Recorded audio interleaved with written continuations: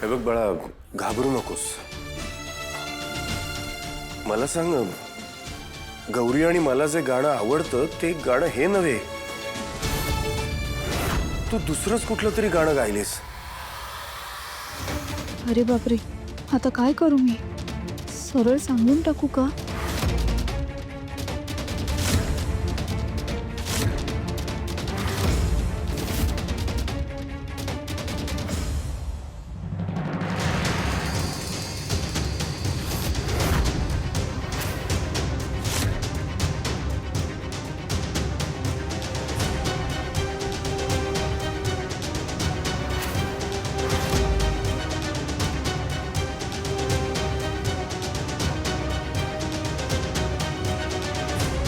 माझं नाव जान्हवी. मी या आजींची खरी नात नाही. मला काही वेळापूर्वी या सगळ्या प्रकरणात अडकवण्यात आलं. माझ्या काही पर्सनल गोष्टी वापरून मला ब्लॅकमेल करण्यात आले. माझी त्यांना फसवण्याची कोणती इच्छा नाही, पण कामिनी नावाच्या बाईने मला हे करायला भाग पाडले. प्लीज ही माहिती लवकरात लवकर योग्य त्या व्यक्तीपर्यंत पोचवा. निकिता, मी आलो. अगं, सांग ना, तू दुसरंच गाणं का गायलीस?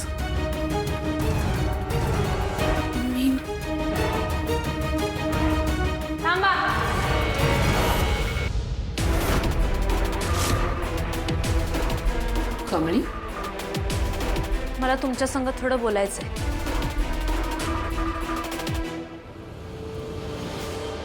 काका,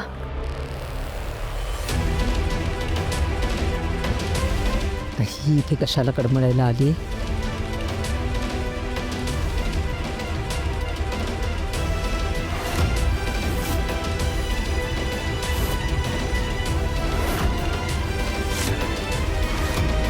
काका, ही तुमची मुलगी नाही.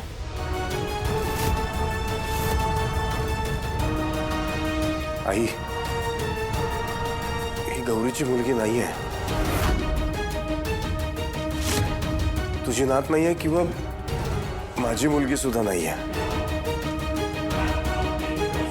खजल, असं काय बोलतोयस तू?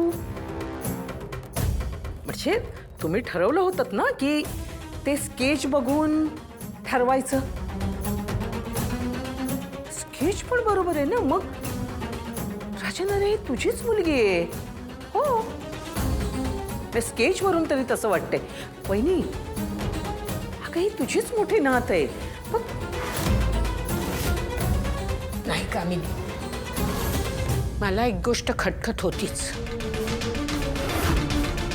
गुरुजी म्हणाले होते की तुमची मोठी नात ही तुमच्या आसपासच आहे,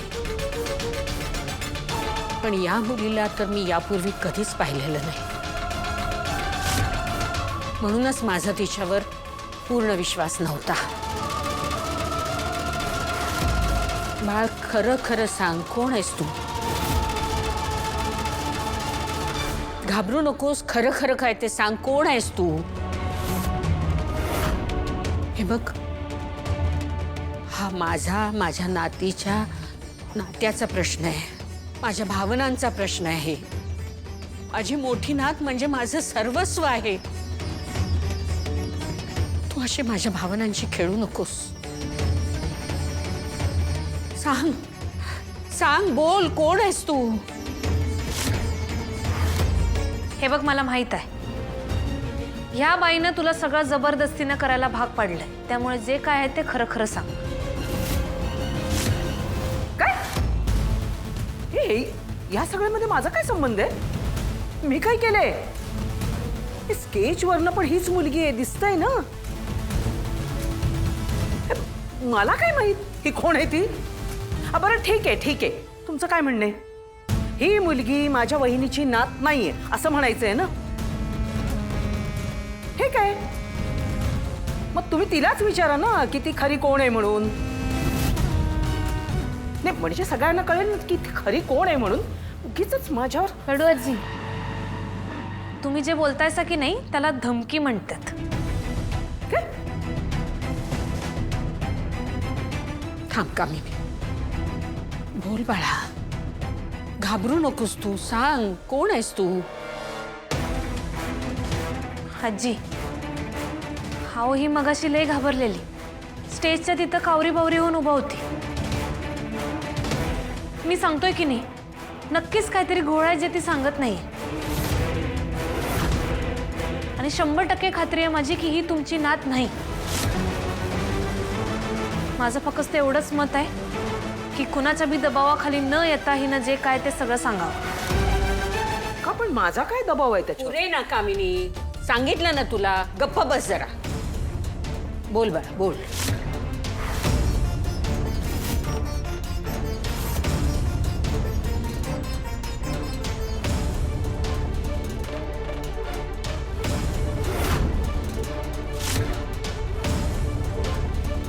आता बोल आणि खरं खरं बोल.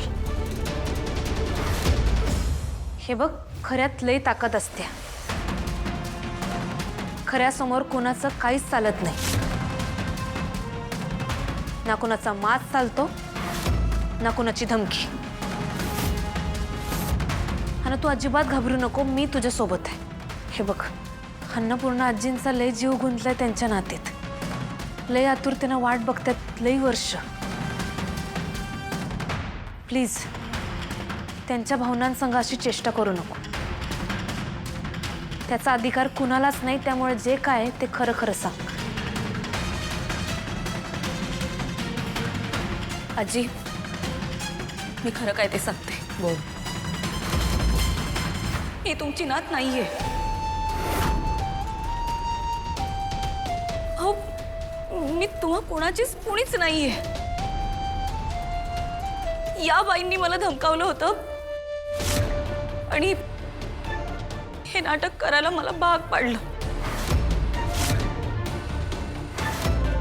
जे ह्या क्षणी मी माझी खरी ओळख कोणालाही सांगू शकत नाही आणि त्याच गोष्टीचा फायदा घेऊन ह्या आम्हाला धमकावत होत्या. ही गोष्ट ह्यांना कशी कळली ते मला नाही माहीत. माझा नाईलाज होता. माझ्याकडून खूप मोठी चूक झाली आजी. मला माफ करा. पण मग ते स्केच यांनीच बदलला असणार आहे. हे अख्खा माणूस बदलू शकते, तर कागदाचा तुकडा बदलायला किती वेळ लागला असणार आहे यासनी. कामिनी अगं, काय काय काय करू मी तुझं? तुला सांगून समजावून ओरडून सगळं झालं. आता कंटाळले मी. आता माझ्याच घरात आश्रय घेऊन मलाच सारखी फसवत असतेस. त्यातून या निष्पाप मुलीच्या परिस्थितीचा फायदा घेऊन तिलाही फसवतेस. का करतेस हे सगळं? कशासाठी करतेस? बाळा, प्लीज माफ कर. आमच्यामुळे तुला जो काही त्रास झाला त्याबद्दल मी माफी मागते. जा तू बाळा, आता जा. माझी जमलं तर मला माफ करा. नकळत का होईना पण मी तुमच्या भावना दुखावल्यात.